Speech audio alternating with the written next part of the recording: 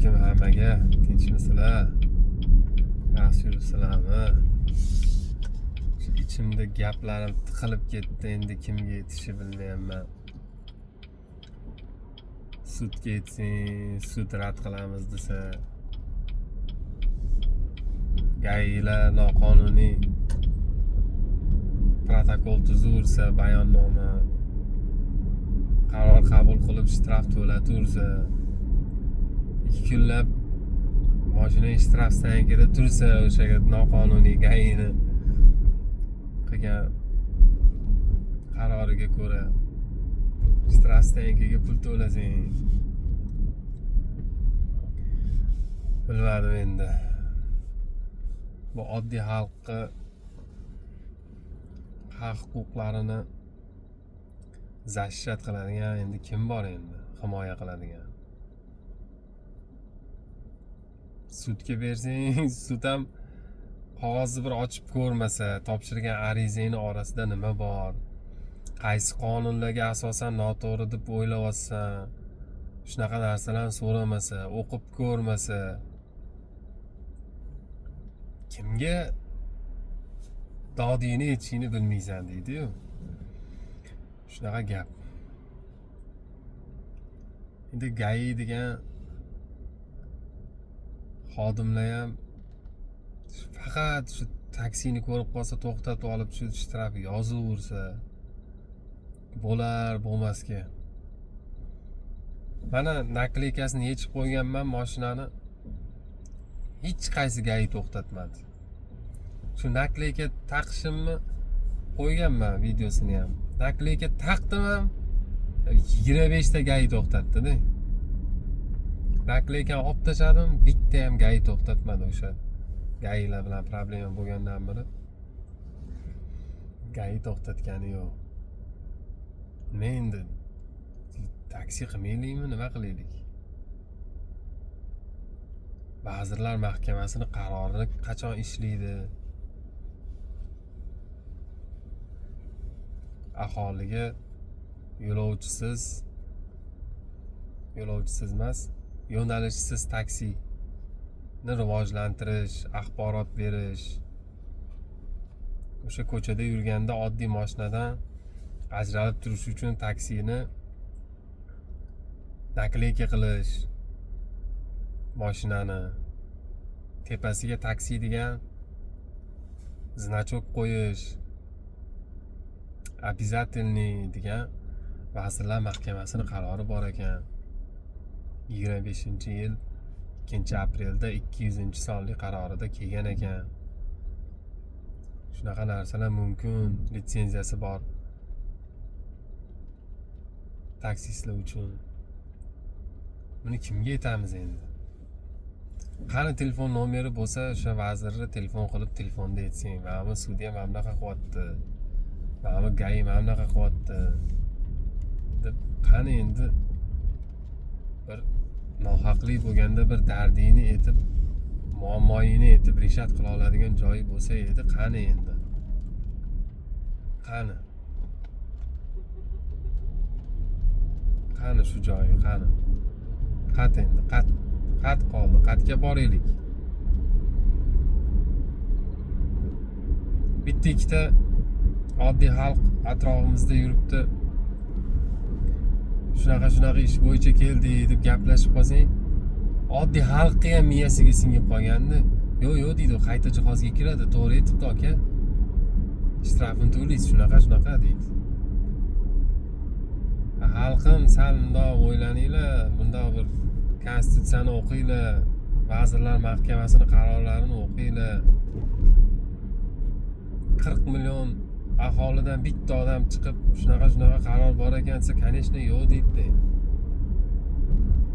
Yo'q, unaqa narsa yo'q devoradi. Hatto yarim aholi o'zini haq-huquqini talab qilishni boshlaganda boshqacha bo'lardi.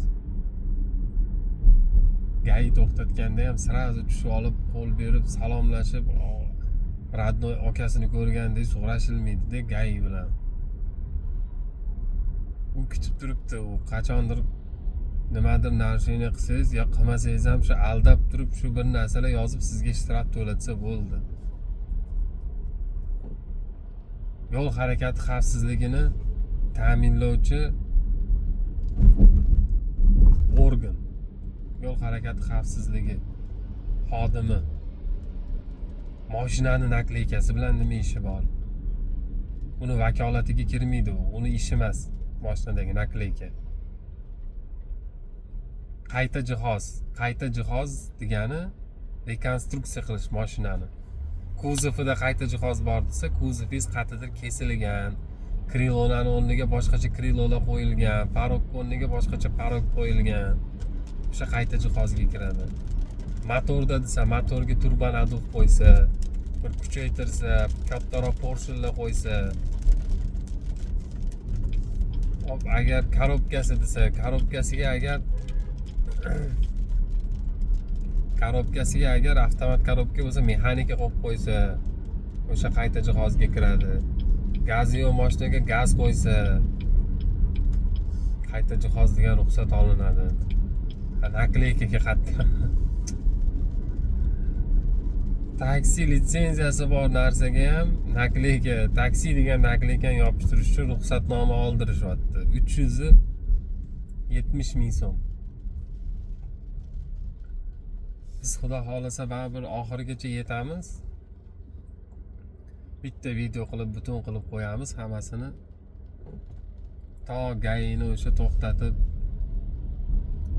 hammasi videoga yozilib turibdi. Ham o'sha gayini to'xtatib shtraf stoyankaga tiqib hech narsani tushuntirgani ham yo'q. Nima bo'ldi, nima qo'ydi.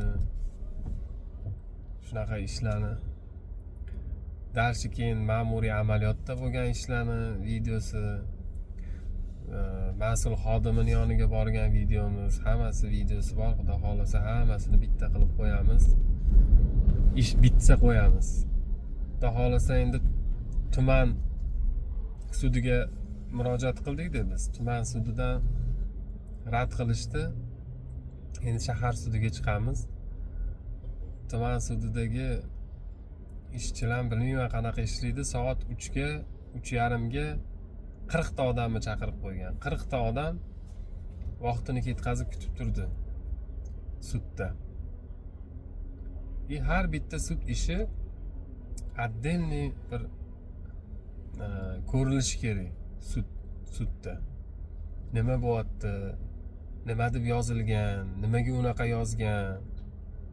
Javobgar xodim ham kelmagan sudga. Men o'zim bordim. Men bo'lmasa arizachiman. Men ariza berganman. Javobgar kelishi kerak. Javobgar kelmagan. Javobgarsiz o'tkazdi sudni.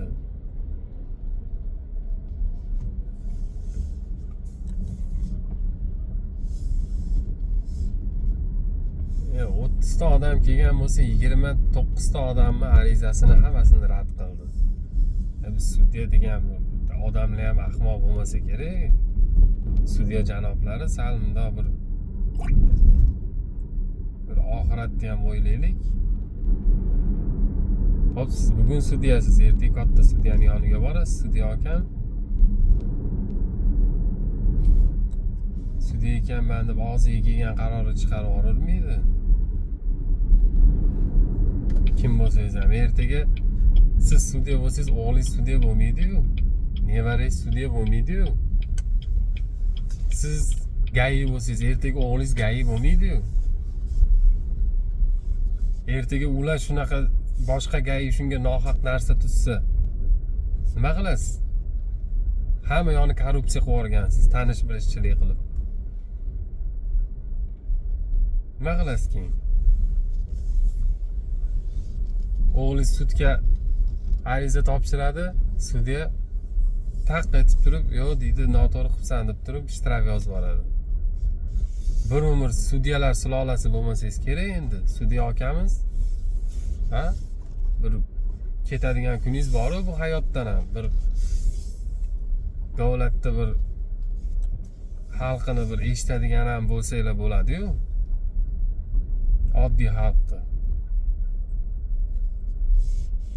Yo bir umr peshonangizga yozib qo'yganmikin? sudya bo'ladi, buni farzandlari ham sudya bo'ladi, hech qachon nohaqlik bo'lmaydi. Nohaqlik o'sha mani bolalarimga nisbatan nohaqlik bo'lmaydi.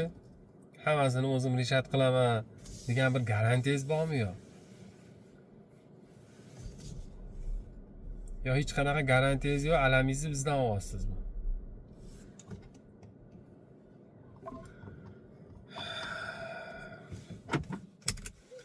Akalarim, ukalarim, do'stlarim, kuzatuvchilarim, sog' bo'linglar, salomat bo'linglar. Xudo xolasa shahar sudiga topshiramiz. Shahar sudidan atvet kelganda yana video qilamiz. Sog' bo'linglar, salomat bo'linglar.